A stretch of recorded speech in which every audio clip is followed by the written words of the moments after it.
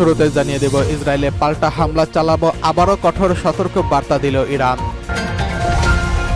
জানিয়ে দেব গাজা ও লেবাননে এবার ভয়ঙ্কর পরিণতি ঘটতে যাচ্ছে ইসরায়েলি বাহিনীর সঙ্গে। এছাড়া রয়েছে ইউক্রেনের বিমান ঘাঁটিতে রাশিয়ার ক্ষেপণাস্ত্র হামলা। জানিয়ে দেব ইসরায়েলি জিম্মিদের নিঃশর্ত মুক্তি চাইল জাতিসংঘ মহাসচিব। এছাড়া রয়েছে হঠাৎ করেই গভীর সংকটে পড়ল ইসরায়েল, জরুরি বৈঠক ডাকলেন নেতানিয়াহু। সর্বশেষ জানিয়ে দেব তীব্র শক্তি নিয়ে ফ্লোরিডার দিকে যাচ্ছেন হ্যারিকেন মিল্টন। এতক্ষণ শুনছিলেন গুরুত্বপূর্ণ সংবাদ শিরোনাম, এখন জানিয়ে দিব বিস্তারিত। ইসরায়েলে পাল্টা হামলা চালাবো, আবারও সতর্কতা দিল ইরান। ইসরায়েল যদি পাল্টা হামলা চালায় তাহলে তাদের লক্ষ্য করে আবারও হামলা চালানো হবে বলে নতুন করে সতর্ক বার্তা দিয়েছে ইরান। তবে দেশটি জানিয়েছে তারা কোনো আঞ্চলিক যুদ্ধ চায় না। গত মঙ্গলবার দখলদার ইসরায়েলকে লক্ষ্য করে 181টি ব্যালিস্টিক মিসাইল ছোড়ে ইরান। তেহরানের পক্ষ থেকে জানানো হয়েছে হামাসের সাবেক প্রধান ইসমাইল হানিয়া, হিজবুল্লাহর প্রধান হাসান নাসরুল্লাহ এবং তাদের কমান্ডারদের হত্যার প্রতিশোধ নিতে ইসরায়েলে এই হামলা চালানো হয়েছে। ইরানের অভূতপূর্ব মিসাইল হামলার পর পাল্টা হামলার হুমকি দিয়ে আসছে দখলদার ইসরায়েল। তবে ইসরায়েলে হামলা চালালে পাল্টা হামলা চালানো হবে বলে জানিয়েছে ইরানের পররাষ্ট্রমন্ত্রী। মিশরের পররাষ্ট্রমন্ত্রীকে বলেছেন, আমরা যুদ্ধের জন্য ভীত নই। ইহুদিবাদী সরকারের নতুন যে কোনো আগ্রাসনের কঠোর ও উপযুক্ত জবাব দেওয়া হবে। মিশরের পররাষ্ট্রমন্ত্রীর সঙ্গে আজ টেলিফোন আলাপে কথা বলেন ব্যালিস্টিক মিসাইল ছোড়ার পর ইরানের প্রধানমন্ত্রী বেঞ্জামিন নেতানিয়াহু হুমকি সুরে বলেন, ইরান এই হামলা চালিয়ে বড় ভুল করছে, এর জন্য তাদের চরম মূল্য দিতে হবে। হামলার পর ইরানের পাল্টা হামলা চালাতে যুক্তরাষ্ট্রের সঙ্গে আলোচনা করতে শুরু করে দখলদার ইসরায়েল। ওই সময় ইরানের সেনাপ্রধান স্পষ্ট করে জানান, ইসরায়েল যদি ইরানকে লক্ষ্য করে হামলা চালায় তাহলে তাদের গুরুত্বপূর্ণ অবকাঠামোকেও লক্ষ্যবস্তুতে পরিণত করবেন তারা। এদিকে গাজা ও লেবাননে ইসরায়েলি বাহিনীর সঙ্গে ভয়ঙ্কর ঘটনা ঘটতে যাচ্ছে। 1 বছর পূর্ণ হলো গাজায় ইসরায়েলি আগ্রাসনের। গেল বছরের 7 অক্টোবর ইসরায়েলি ভূখণ্ড লক্ষ্য করে নজিরবিহীন সামরিক হামলা চালায় গাজার স্বাধীনতাকামী সংগঠন হামাসের সামরিক শাখা আল কাসামস ব্রিগেড। ইসরায়েলি আগ্রাসনের প্রতিবাদে চালানো এই হামলার প্রতিশোধ নিতে সেই দিন থেকে গাজায় বর্বরোচিত হামলা শুরু করে ইসরায়েলের প্রতিরক্ষা বাহিনী আইডিএফ। গাজাকে সম্পূর্ণ মাটির সঙ্গে মিশিয়ে দেওয়ার কথা জানান ইসরায়েলি প্রধানমন্ত্রী বেঞ্জামিন নেতানিয়াহু, কিন্তু বাস্তবে তা অসম্ভব বলে মনে করেন ইসরায়েলের জাতীয় নিরাপত্তার কাউন্সিলের সাবেক প্রধান জিওরা এইল্যান্ড। ইসরায়েলি সাবেক এই কর্মকর্তা জানান, গাজা ও লেবাননে কখনোই সম্পূর্ণ বিজয় অর্জন করতে পারবে না ইসরায়েলি বাহিনী। ইসরায়েলি সংবাদ মাধ্যম চ্যানেল 12-এর দেওয়া এক সাক্ষাৎকারে এইল্যান্ড জানায়, হামাস ও হিজবুল্লাহ কখনোই আত্মসমর্পণ করবে না, বরং তারা ইসরায়েলি বাহিনীর বিরুদ্ধে সবসময় প্রতিরোধ চালিয়ে যাবে। তিনি জানান, 2 ফ্রন্টে যুদ্ধ চালিয়ে যাওয়াটা ইসরায়েলের জন্য কখনোই স্বার্থ রক্ষা করবে না। এর চেয়ে রাজনৈতিক সমাধানের জন্য আলোচনা করাটাই বিচক্ষণ সিদ্ধান্ত হবে বলে মনে করেন আইল্যান্ড। সাবেক এই নিরাপত্তার কর্মকর্তা মনে করেন, গাজা ও লেবাননে একমাত্র সামরিক চাপ প্রয়োগের মাধ্যমেই সমাধান পাওয়া যাবে, এমনটা বিশ্বাস করা খুব দুর্ভাগ্যজনক।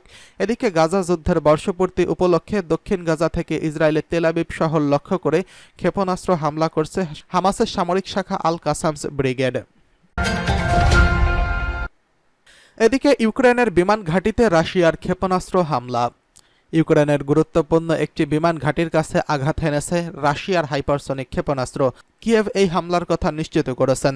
তবে এই রুশ হামলায় কী ধরনের ক্ষয়ক্ষতি হয়েছে তা জানায়নি কিয়েভ।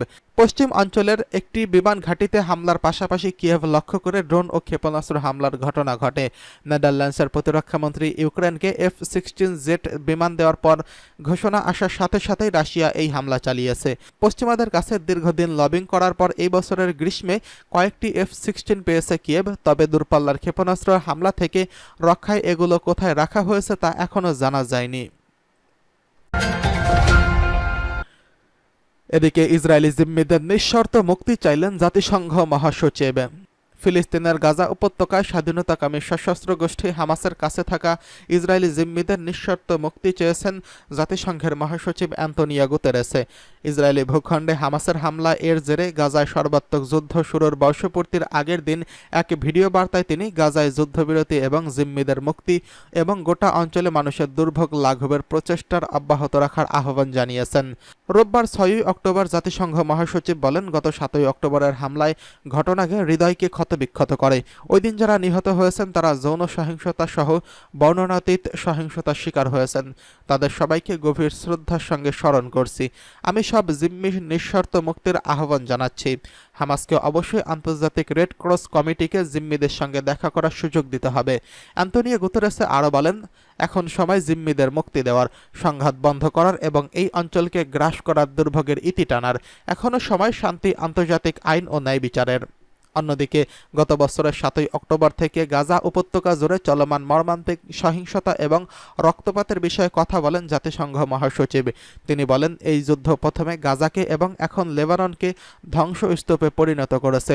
সেই সঙ্গে এসব জায়গায় গভীর মানবিক সংকট সৃষ্টি হয়েছে। এবার ভয়ঙ্কর সংকটে পড়ল ইসরায়েল। হঠাৎ করে জরুরি বৈঠক ডাকলেন নেতানিয়াহু। হঠাৎ করেই জরুরি বৈঠক ডেকেছে দখলদার ইসরায়েলের প্রধানমন্ত্রী বেঞ্জামিন নেতানিয়াহু। সোমবার 7 অক্টোবর ইসরায়েল ফিলিস্তিন গোষ্ঠী হামাসের অভূতপূর্ব হামলার 1 বছর পূর্তিতে সরকারি অনুষ্ঠানে যোগ দেন নেতানিয়াহু। এরপর হঠাৎ করেই তিনি নিরাপত্তা বৈঠক ডাকেন বলে জানিয়েছেন ইসরায়েলি সংবাদ মাধ্যম টাইমস অফ ইসরায়েল। সংবাদ মাধ্যমটি জানিয়েছে, বৈঠকটি খুবই গুরুত্বপূর্ণ ও জরুরি বলে মনে করা হচ্ছে, কারণ কৌশলগত সম্পর্ক মন্ত্রী রম দারমারের সঙ্গে ফ্রান্সের পররাষ্ট্রমন্ত্রী জিন নোয়েলের সঙ্গে বৈঠকটি শেষ মুহূর্তে গিয়ে বাতিল করে দেওয়া হয়। ফরাসি মন্ত্রীর সঙ্গে বৈঠকের বদলে নেতানিয়াহু তাকে বৈঠকে যুক্ত হতে বলেন। গত মঙ্গলবার দখলদার ইসরায়েলকে লক্ষ্য করে 181টি মিসাইল ছোড়ে ইরান। এরপর থেকে ইরানে পাল্টা হামলার হুমকি দিয়ে আসছে ইসরায়েল। তবে কবে, কোথায়, কখন, কিভাবে হামলা চালানো হবে এবং এটির তীব্রতা কেমন হবে সেটি এখনও স্পষ্ট করেনি ইসরায়েল। ইরানের সম্ভাব্য হামলার সঙ্গে নেতানিয়াহু জরুরি বৈঠকের কোনো সম্পর্ক আছে কিনা এ ব্যাপারে কোনো তথ্য জানায়নি টাইমস অফ ইসরায়েল। এদিকে তীব্র শক্তি নিয়ে ফ্লোরিডার দিকে যাচ্ছে হারিকেন মিল্টন। যুক্তরাষ্ট্রের ফ্লোরিডার দিকে এগিয়ে যাচ্ছে হ্যারিকেন মিল্টন। সোমবার 7 অক্টোবর এটি ক্যাটাগরি 4 হ্যারিকেনে রূপ নিয়েছে। আবহাওয়া বিষয়ক সংস্থা weather.com জানিয়েছে, শক্তিশালী এই সামুদ্রিক ঝড়টি পশ্চিমাঞ্চলীয় গালফ উপকূলে আঘাত হানবে।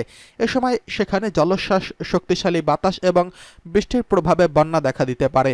ফ্লোরিডার টেম্পোর বে এর আন্তর্জাতিক জাতীয় আবহাওয়া অফিস এক বিবৃতিতে বলছে, ফ্লোরিডার পশ্চিম উপকূলের জন্য মিল্টন হবে একটি ঐতিহাসিক হ্যারিকেন। ঝড় ও বৃষ্টির পানিতে প্লাবিত হতে পারে এমন অঞ্চলে সাধারণ মানুষকে সতর্কতা অবলম্বন এবং দিক নির্দেশনা মানার আহ্বান জানিয়েছে জাতীয় আবহাওয়া সার্ভিস অফিস। সংস্থাটি সতর্কতা দিয়ে বলছে, হ্যারিকেন মিল্টনের কারণে 8 থেকে 12 ফুট পর্যন্ত জলোচ্ছ্বাসের সৃষ্টি হতে পারে। মাত্র গত এক সপ্তাহে হ্যারিকেন হেলেনের প্রভাবে যুক্তরাষ্ট্রে বহু বাড়িঘর ধ্বংস হয়ে হাজার হাজার মানুষ বাস্তুচ্যুত হয়ে পড়েন। মারা গেছেন অন্তত 226 জন। ওই ঝড়ের ক্ষয়ক্ষতি পুষিয়ে না উঠতেই একটি হারিকেন যুক্তরাষ্ট্রের দিকে এগিয়ে যাচ্ছে। হ্যারিকেন মিল্টনের কারণে হাজার হাজার মানুষকে নিরাপদ আশ্রয় সরিয়ে নেওয়া হতে পারে। শক্তিশালী এই সামুদ্রিক ঝড়টি স্থানীয় সময় বুধবার টেম্পা বতে আঘাত হানতে পারে বলে আবহাওয়ার পূর্বাভাসে বলা হয়েছে।